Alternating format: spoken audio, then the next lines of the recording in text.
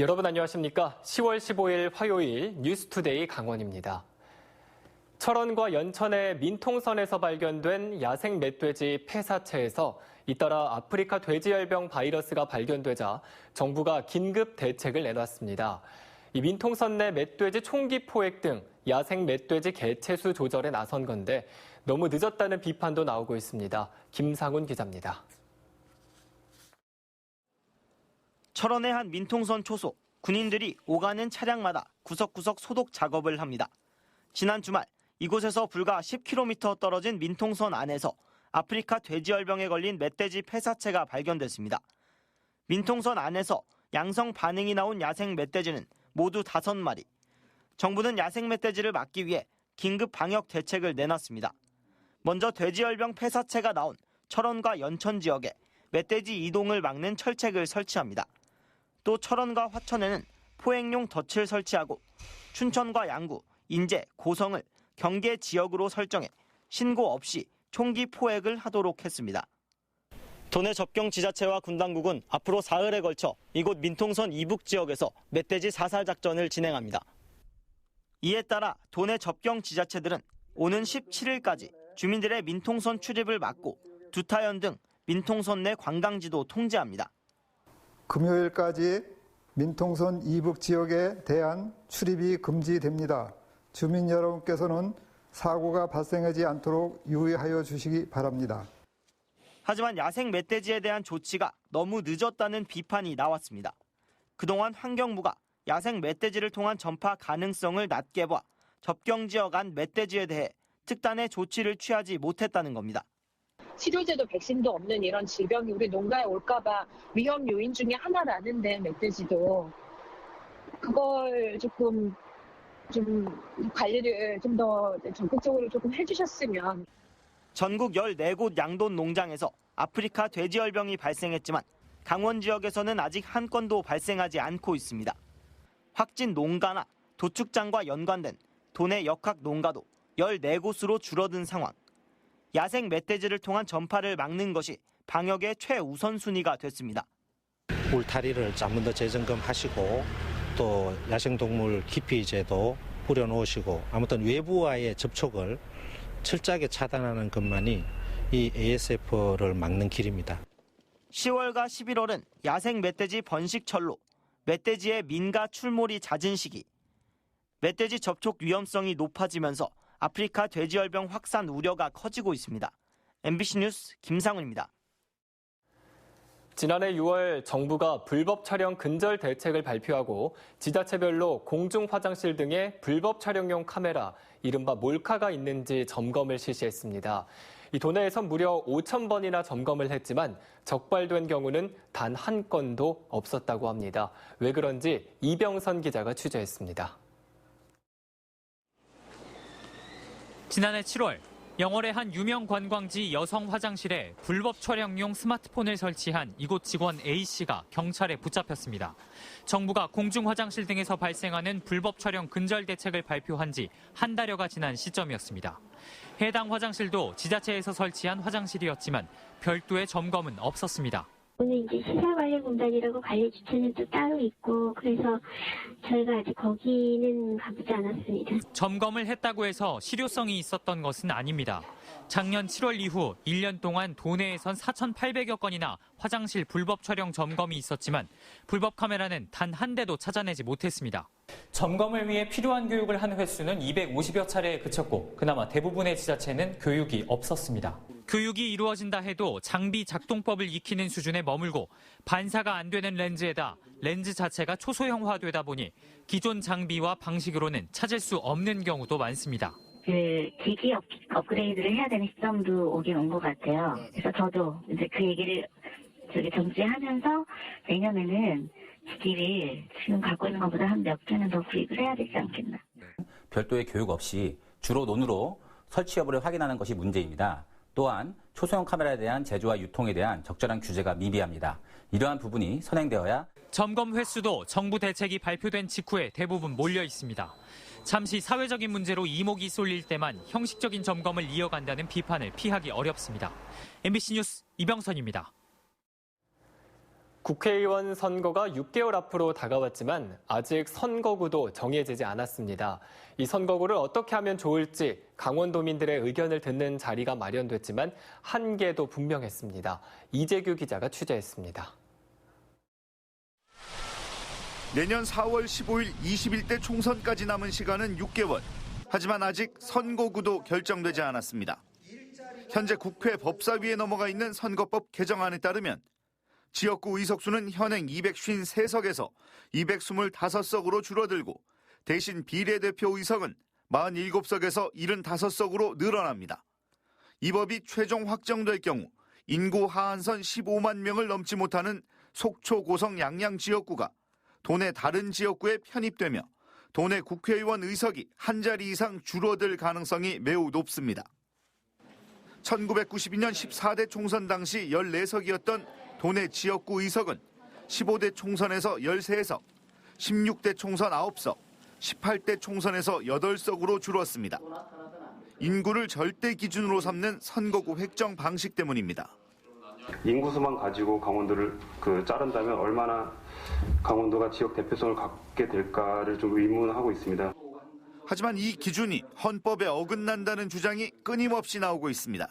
면적이 넓고 인구가 적은 농어촌의 경우 인구를 기준으로 국회의원 선거구를 결정하게 되면 몇 개 시군이 모이는 공용 선거구가 될 수밖에 없는데 이는 대의제 민주주의 대응성 원칙에 어긋난다는 겁니다. 도시와 농촌 간의 인구 격차로나 표의 등가성 문제도 굉장히 중요한 부분이기 때문에 이런 것들을 다 고려해서 특히 농어촌과 지방에 특별 선거구를 만드는 것이 충분히 가능하다는 의견도 나왔습니다. 19대 총선에서 세종시가 인구 하한에 미달했지만 특별 선거구 형태로 운영됐다는 겁니다. 지역성, 지역 대표성 보완이 필요한 농어촌 지방 선거구를 농어촌 지방 특별 선거구로 지정해서 지역 대표성을 확보하자라는 것입니다. 내년 총선 지역구 획정을 앞두고 강원 민심을 듣겠다며 온 선거구 획정위원들은 강원 민심을 반영해 보겠다고 했지만 스스로 한계도 인정했습니다. 법을 개정하고 또 국회에 들어가서 논의를 하는 과정에서 보면 굉장히 정치공학적인 작용이 일어나고 있고 또 현실적인 차원에서는 그게 입법화가 되는데 굉장히 여러 가지 보이지 않는 보틀렉이 많이 있기 때문에 총선을 6개월 앞둔 지금 선거구조차 정해지지 않은 깜깜이 선거도 문제지만 지역구 의석 8석 중 또 몇 석을 잃어야 할지 모르는 강원 도민의 걱정은 더 큰 문제입니다. MBC 뉴스 이재규입니다. 한국남동발전이 연료 운송비를 횡령했고 특정항에 유리하게 경제성 연구 보고서를 조작했다는 의혹이 제기됐습니다. 이 남동발전은 사실을 확인하기 위해 현재 내부 감사를 진행하고 있다고 답했습니다. 이용철 기자가 보도합니다. 한국남동발전 영동에코발전본부는 올 상반기에 우드 펠릿 9만 2천 톤을 수입하면서 운송비로 121억 원을 사용했습니다. 우드 펠릿 저장고가 가득 차 컨테이너와 창고를 초과 사용하면서 지난해보다 4배 많은 45억 원을 초과 지출했습니다. 하지만 이 과정에서 선사에 줄 돈 1억 2천만 원이 중간에 사라졌다며 이철규 의원이 남동발전에 횡령 배임 의혹을 제기했습니다.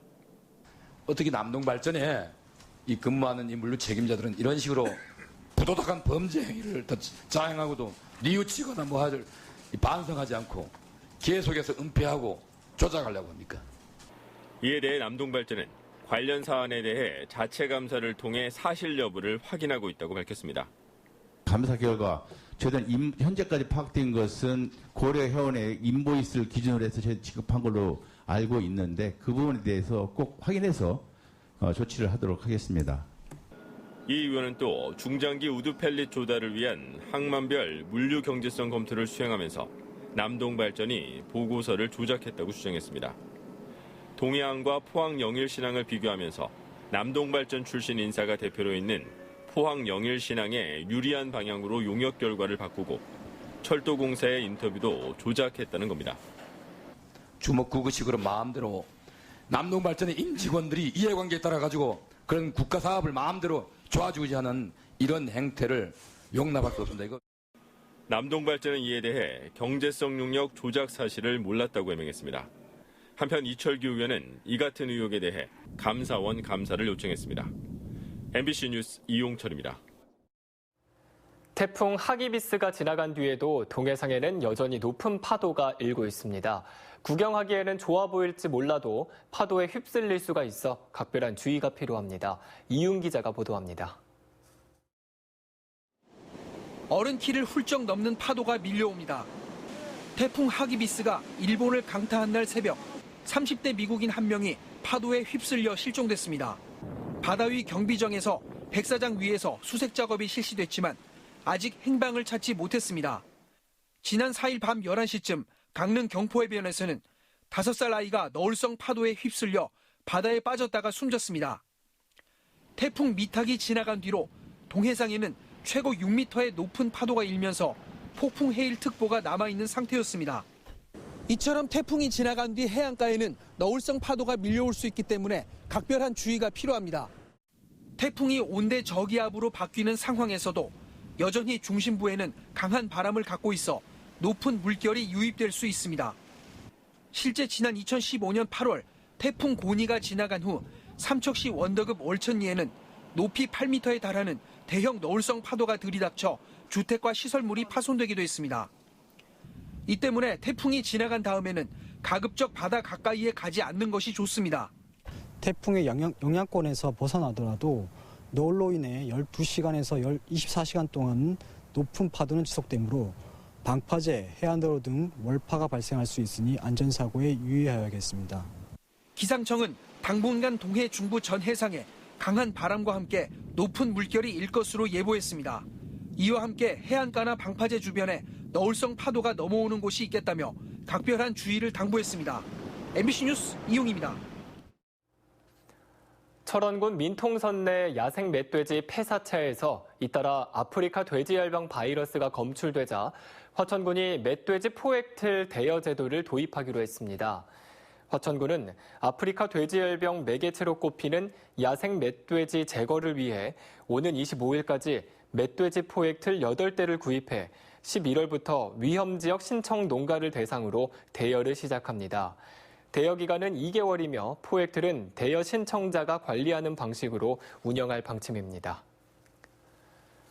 어제 경상북도 교육청에서 열린 국회 교육위원회 국정감사에서 강원대학교 수의학과 부정편입학 의혹이 도마 위에 올랐습니다. 박찬대 국회의원은 서울대 이병천 교수 자녀의 강원대 수의학과 부정편입학 의혹으로 학내 잡음이 큰 상황인데도 강원대학교가 미온적 대응으로 일관하고 있다고 지적했습니다. 또 강원대의 징계 현황을 보니 표절과 연구윤리 위반 등에도 솜방망이 첨언을 해 이 부정을 부채질하는 것 아니냐고 따졌습니다.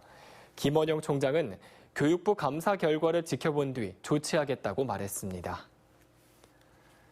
지난 4월 대형 산불이 발생한 강원 동해안 시군의 산불 무인 감시 카메라의 3분의 1가량이 정상이 아닌 것으로 나타났습니다.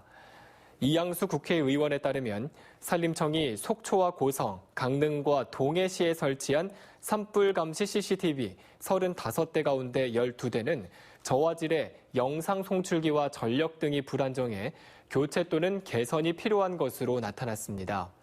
특히 강릉은 총 11대 가운데 8대, 속초는 5대 가운데 넉 대가 비정상이었습니다.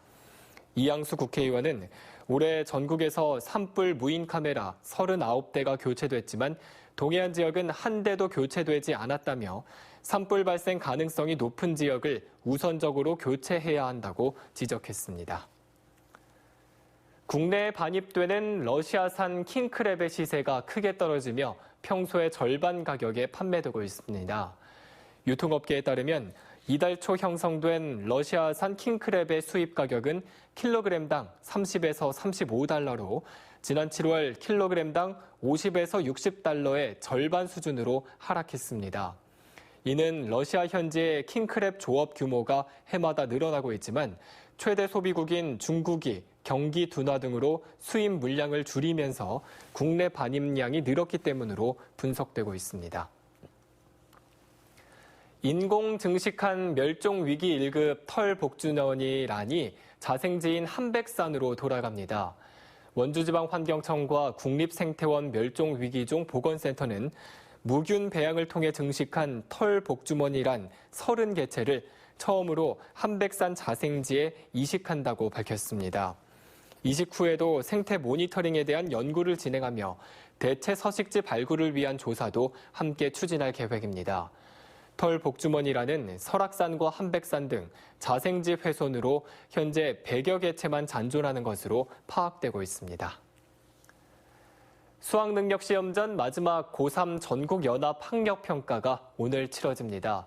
이번 평가는 11월 14일 치러지는 수능시험을 한 달 앞두고 실시되는 마지막 학력평가로 도내에서는 91개 학교 13,000여 명의 고3 재학생이 응시합니다. 강원도 교육청은 올해 2번의 모의평가에서 수능 최저 학력 기준 여부를 가늠해 보았다면 이번 학력평가에서는 학습 완성도 점검에 중점을 둬야 한다고 당부했습니다. 강원도와 도내 18개 시군의 관광정책을 총괄하는 강원관광재단이 설립됩니다. 강원도와 도내 18개 시군은 어제 강원관광재단 설립을 위해 출연금 납부와 공무원 파견, 공동 마케팅 등의 협조를 약속하는 업무 협약을 체결했습니다. 운영 재원은 강원도와 시군의 고정 출연금, 그리고 정부 공모 사업 등을 통해 150억 원을 마련할 계획입니다. 강원도는 올 하반기 도의회와 행안부의 협의를 거쳐 내년 7월 설립을 목표로 하고 있습니다.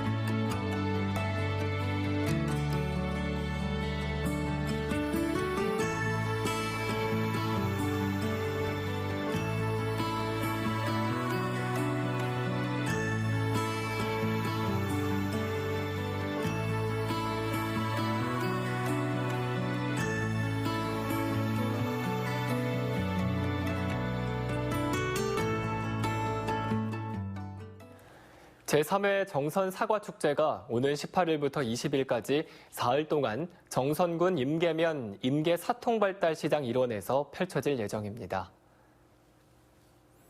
이상으로 뉴스투데이 강원을 마칩니다. 시청해주신 여러분 고맙습니다.